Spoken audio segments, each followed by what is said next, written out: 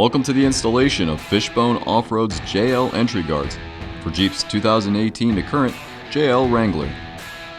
Step 1. With a vehicle paint safe cleaner, clean your entryways of any dust and debris to help with installation. Step 2. The proper placement of each guard is indicated by its size and by the direction our logo faces.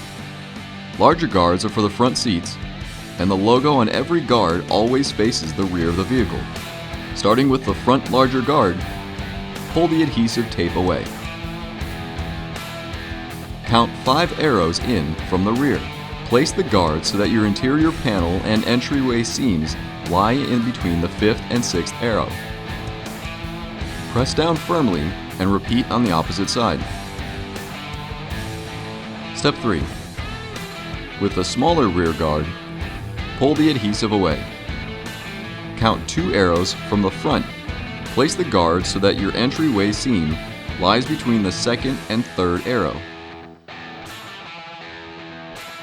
Press down firmly and repeat on the opposite side. If you have difficulty evenly installing the guards, we recommend placing the top lip on first and slowly rolling the pad onto the body. Once all your gear is installed, then it's time to head out and enjoy your new Fishbone Off-Road entry guards.